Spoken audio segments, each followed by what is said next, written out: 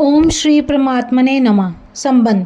पूर्व श्लोक में भगवान ने कहा कि यज्ञ के अतिरिक्त कर्म बंधन कारक होते हैं, अतः इस बंधन से मुक्त होने के लिए कर्मों का स्वरूप से त्याग ना करके कर्तव्य बुद्धि से कर्म करना आवश्यक है। अब कर्मों की आवश्यक कर्तव्यता को पुष्ट करने के लिए और भी हेतु बताते हैं।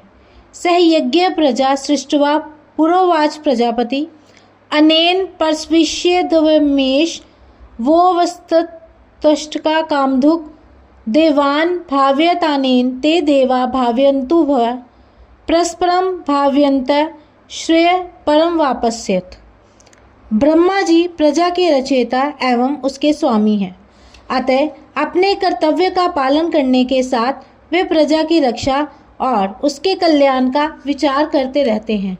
कारण कि जो जिसे उत्पन्न करता है उसकी रक्षा करना उसका कर्तव्य हो जाता है।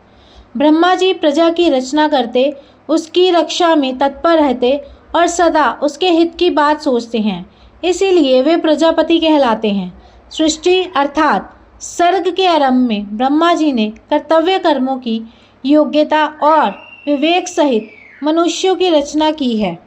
यहाँ ये समझ लेना चाहिए कि भगवान की आज्ञा से और उन्हीं की शक्ति से ब्रह्मा जी प्रजा की रचना करते हैं, अतः वास्तव में सृष्टि के मूल रचयिता भगवान ही हैं।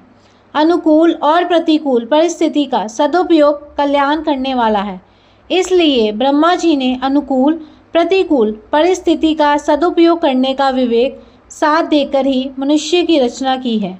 सत असत का विचार करने में असमर्थ पशु पक्षी वृक्ष आदि के द्वारा स्वाभाविक परोपकार होता है, किंतु मनुष्य को तो भगवत कृपा से विशेष विवेक शक्ति मिली हुई है।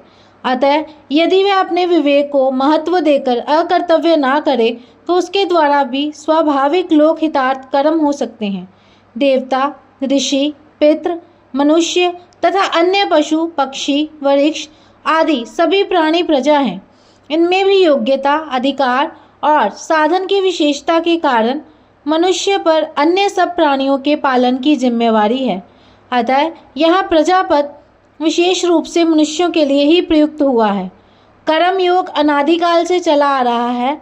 चौथे अध्याय के तीसरे श्लोक में पुरातन पद से भी भगवान कहते हैं कि यह कर्म योग बहुत काल से प्राय लुप्त हो गया था, जिसको मैंने तुम्हें फिर से कहा है।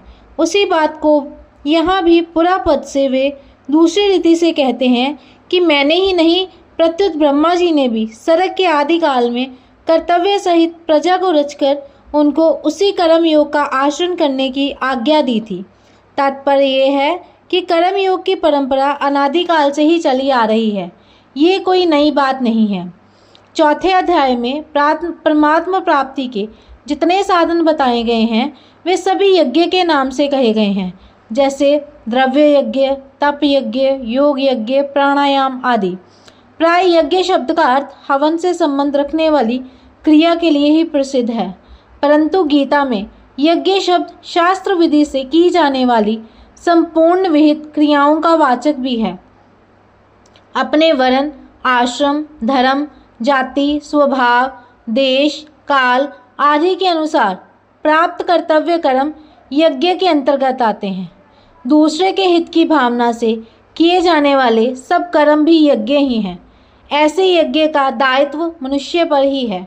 ब्रह्मा जी मनुष्य से कहते हैं कि तुम लोग अपने अपने कर्तव्य पालन के द्वारा सबकी वृद्धि करो उन्नति करो। ऐसा करने से तुम लोगों को कर्तव्य कर्म करने में उपयोगी सामग्री प्राप्त होती रहे, उसकी कभी कमी ना रहे। अर्जुन की कर्म ना करने में जो रुचि थी उसे दूर करने के लिए भगवान कहते हैं कि प्रजापति ब्रह्मा जी के वचनों से भी तुम्हें कर्तव्य कर्म करने की शिक्षा लेनी चाहिए। दूसरों के हित के लिए कर्तव्य कर्म करने से ही तुम्हारी लौकिक और पारलौकिक उन्नति हो सकती है। निष्काम भाव से केवल कर्तव्य पालन के विचार से कर्म करने पर मनुष्य मुक्त हो जाता है और सकाम भाव से कर्म करने पर मनुष्य बंधन में पड़ जाता है। प्रस्तुत प्रकरण में निष्काम भाव से किए जाने वाले कर्तव्य कर्म का विवेचन चल रहा है। अतः यहाँ इष्टकाम पद का अर्थ इच्छित भोग सामग्री लेना उचित प्रतीत नहीं होता। यहाँ इस पद का अर्थ है यज्ञ, यज्ञ करने की आवश्यक सामग्री। पूर्व श्लोक में भगवान ने कहा कि यज्ञ के सिवाय अन्य कर्मों में अर्थात सकाम भाव से किए जाने वाले कर्मों में लगा हुआ मनुष्य बंध जाता है। और आगे 13वें श्लोक में भी कहा है कि जो अपने लिए अर्थात सकाम भाव से कर्म करते हैं वे पापी लोग पाप का ही भक्षण करते हैं। इस प्रकार पीछे के और आगे के श्लोकों को देखें तो दोनों ही जगह सकाम भाव के त्याग की बात आई है। अतः बीच के इन श्लोकों में भी सकाम भाव के त्याग की बात ही आनी उचित है।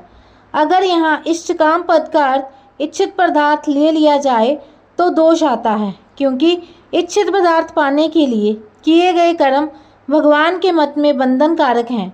अतः इष्टकाम पद का अर्थ कर्तव्य के लिए आवश्यक सामग्री ही है।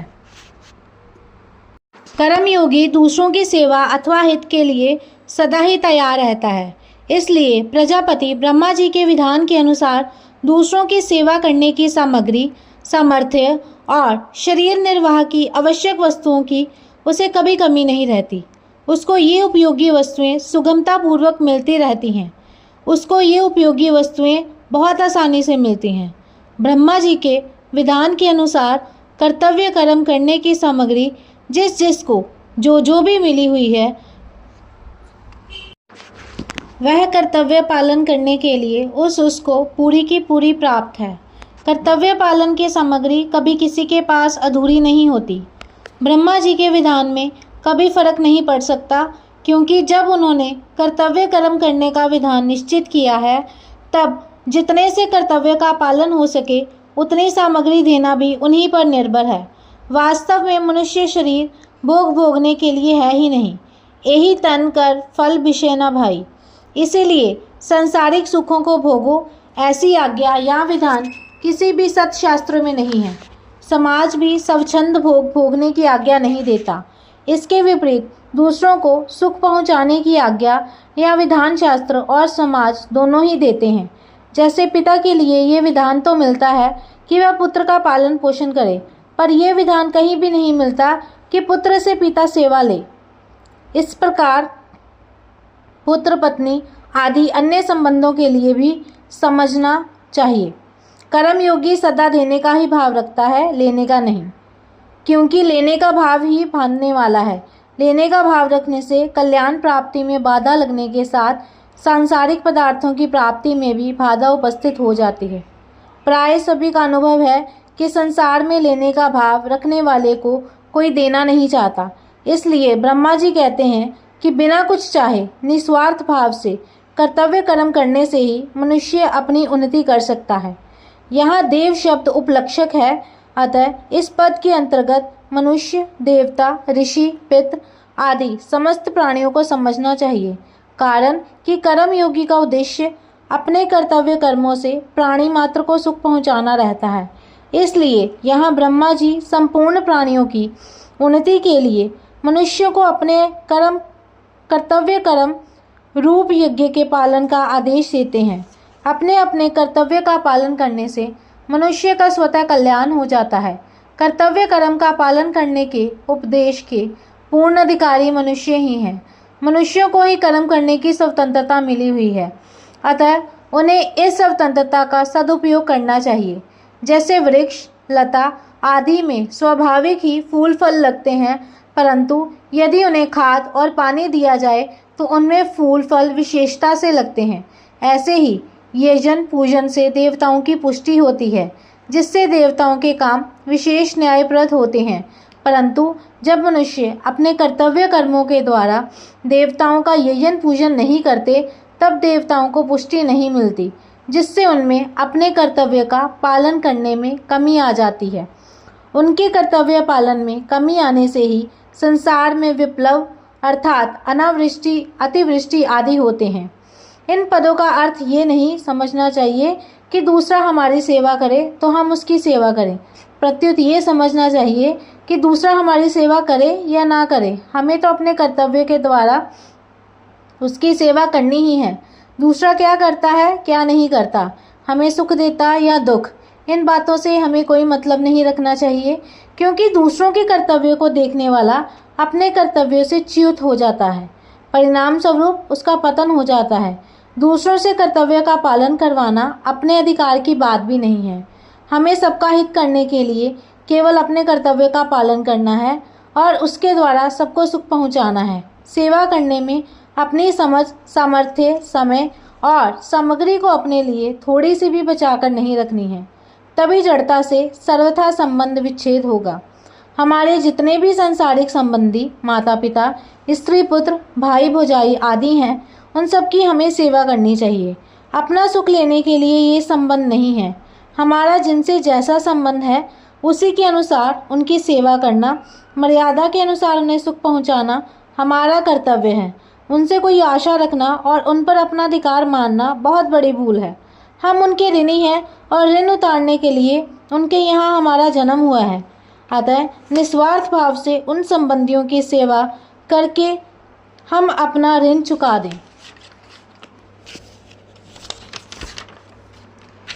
ये हमारा सर्वप्रथम आवश्यक कर्तव्य है। सेवा तो हमें सभी की करनी है, परंतु जिनकी हमारे पर जिम्मेवारी है उन संबंधियों की सेवा सबसे पहले करनी चाहिए।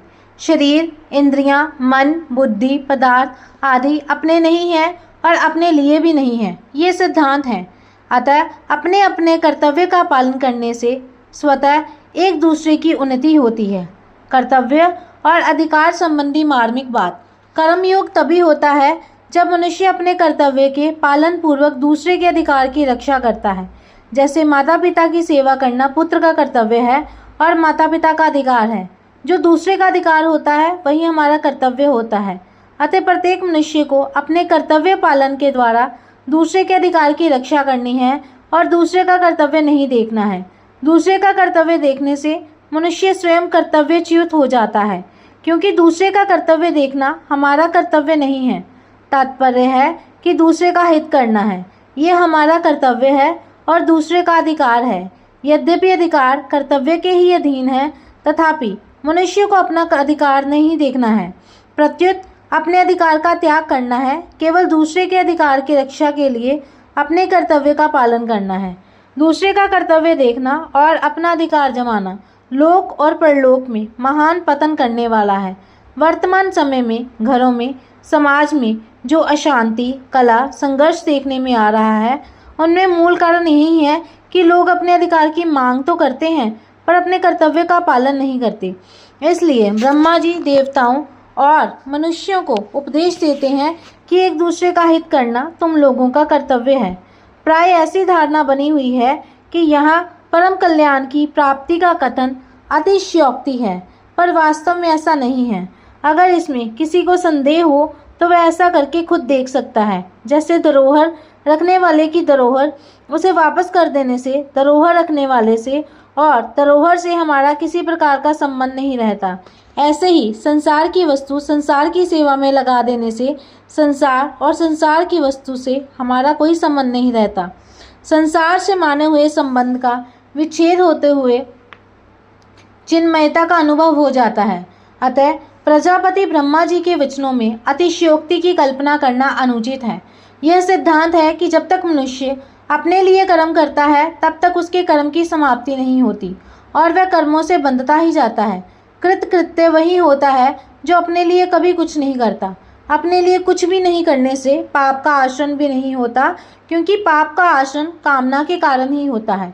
अतः अपना कल्याण चाहने वाले साधक को चाहिए कि वह शास्त्रों की आज्ञा के अनुसार फल की इच्छा और आसक्ति का त्याग करके कर्तव्य कर्म करने में तत्पर हो जाए। फिर कल्याण तो स्वतः सिद्ध है। अपनी कामना का त्याग करने से संसार मात्र का हित होता है। जो अपनी कामना पूर्ति के लिए आसक्ति पूर्वक भोग भोगता है वह स्वयं तो अपनी हिंसा करता ही है, साथ ही जिनके पास भोग सामग्री का अभाव है उनकी भी हिंसा करता है, अर्थात दुख देता है। कारण कि भोग सामग्री वाले मनुष्य को देखकर अभावग्रस्त मनुष्य को उस भोग सामग्री के अभाव का दुख होना स्वाभाविक है। इस प्रकार स्वयं सुख भोगने वाला व्यक्ति हिंसा से कभी बच नहीं सकता। ठीक इसके विपरीत पारमार्थिक मार्ग पर चलने वाले व्यक्ति को देखकर दूसरे को स्वतः शांति मिलती है। क्योंकि पारमार्थिक संपत्ति पर सबका समान अधिकार है। निष्कर्ष ये निकला कि मनुष्य कामना आसक्ति का त्याग करके अपने कर्तव्य कर्म का पालन करता रहे तो ब्रह्मा जी के कथनानुसार वह परम कल्याण को अवश्य ही प्राप्त हो जाएगा, इसमें कोई संदेह नहीं। यहाँ परम कल्याण की प्राप्ति मुख्यतः से मनुष्यों के लिए ही बताई गई है, देवताओं के लिए नहीं। कारण कि देव योनि अपना कल्याण करने के लिए नहीं बनाई गई है। मनुष्य जो कर्म करता है उन कर्मों के अनुसार फल देने, कर्म करने की सामग्री देने और अपने अपने शुभ कर्मों का फल भोगने के लिए देवता बनाए गए हैं। वे निष्काम भाव से कर्म करने की सामग्री देते हों, ऐसी बात नहीं है, परंतु उन देवताओं में भी अगर किसी में अपने कल्याण की इच्छा हो जाए तो उसका कल्याण होने में मना नहीं है। अर्थात अगर कोई अपना कल्याण करना चाहे तो कर सकता है। जब पापी से पापी मनुष्य के लिए भी अपना उद्धार करने की मनाही नहीं है तो फिर देवताओं के लिए अपना उद्धार करने की मनाही कैसे हो सकती है। ऐसा होने पर भी देवताओं का उद्देश्य भोग भोगने का ही रहता है, इसलिए उनमें प्राय अपने कल्याण की इच्छा नहीं होती। परिशिष्ट भाग मनुष्य कर्म योनि है और 84 लाख योनियाँ देवता, नारकीय जीव आदि भोग योनियाँ हैं। सकाम भाव वाले मनुष्य भोगों को भोगने के लिए ही स्वर्ग में जाते हैं। अतः देवता लोग निष्काम भावना रखकर अपनी जिम्मेवारी का पालन करते हैं, ड्यूटी बजाते हैं। इसलिए यहाँ कल्याण की बात मनुष्यों के लिए ही समझनी चाहिए। मुक्ति स्वाभाविक है और बंधन अस्वाभाविक है। मनुष्य योनि अपना कल्याण करने के लिए ही है, इसलिए जो मनुष्य अपने कर्तव्य का पालन करता है उसका कल्याण स्वाभाविक होता है। परस्परम भाव्यंत श्रेय परम वापस्यत। कल्याण के लिए नया काम करने की जरूरत नहीं है, प्रत्युत जो काम करते हैं उसी को स्वार्थ, अभिमान और फलेच्छा का त्याग करके दूसरों के हित के लिए करें तो कल्याण हो जाएगा। निष्काम भाव के बिना भी केवल अपने कर्तव्य का पालन करने से स्वर्ग आदि पुण्य लोकों की प्राप्ति हो जाती है। जिस स्वर्ग की प्राप्ति बड़े बड़े यज्ञ करने से होती है, उसी की प्राप्ति क्षत्रिय केवल अपना कर्तव्य कर्म युद्ध करके प्राप्त कर सकता है। जैसे ब्रह्मा जी ने देवताओं और मनुष्यों के लिए परस्पर एक दूसरे का हित करने की बात कही, ऐसे ही चारों वर्णों के लिए भी परस्पर एक दूसरे का हित करने की बात समझनी चाहिए। चारों वर्ण परस्पर एक दूसरे के हित के लिए अपना अपना कर्तव्य कर्म करें तो वे परम कल्याण को प्राप्त हो जाएंगे। संपूर्ण सृष्टि की रचना ही इस ढंग से हुई है कि अपने लिए कुछ नहीं है, दूसरों के लिए ही है। इदम ब्रह्माणे न मम। जैसे पतिव्रता स्त्री पति के लिए ही होती है, अपने लिए नहीं। स्त्री के अंग पुरुष को सुख देते हैं पर स्त्री को सुख नहीं देते। पुरुष के अंग स्त्री को सुख देते हैं पर पुरुष को सुख नहीं देते। माँ का दूध बच्चे के लिए ही होता है, अपने लिए नहीं। और बच्चे की चेष्टाएं माँ को सुख देती हैं, बच्चे को नहीं। माता पिता संतान के लिए होते हैं और संतान माता पिता के लिए होती है। श्रोता वक्ता के लिए होता है और वक्ता श्रोता के लिए होता है। तात्पर्य है कि खुद सुख ना ले, प्रत्युत दूसरे को सुख दे। सृष्टि की रचना भोग के लिए नहीं है, प्रत्युत उद्धार के लिए है। देवता भी स्वार्थ का त्याग करके दूसरे का हित कर सकते हैं, इसलिए देवताओं में नारद जैसे ऋषि हुए हैं। यद्यपि भगवान की ओर से किसी को मना नहीं है, तथापि कल्याण का मुख्य एवं स्वतः अधिकारी मनुष्य ही है। एक शंका हो सकती है कि हम तो दूसरे का भला करें पर दूसरा हमारा भला ना करके बुरा करे तो परस्परम भाव्यंता कैसे होगा। इसका समाधान है कि हम दूसरे का भला करेंगे तो दूसरा हमारा बुरा कर सकेगा ही नहीं, उसमें हमारा बुरा करने की सामर्थ्य ही नहीं रहेगी। अगर वह बुरा करेगा तो पीछे पछताएगा, रोएगा। अगर वह हमारा बुरा करेगा तो हमारा भला करने वाले, हमारे साथ सहानुभूति रखने वाले कई पैदा हो जाएंगे। वास्तव में किसी का बुरा करने का विधान कहीं नहीं आता। मनुष्य ही द्वेष के कारण दूसरे का बुरा करता है। परस्परम भाव्यंतर ये मनुष्यता की बात है, इसके ना होने से ही मनुष्य दुख पा रहे हैं। जय श्री कृष्ण।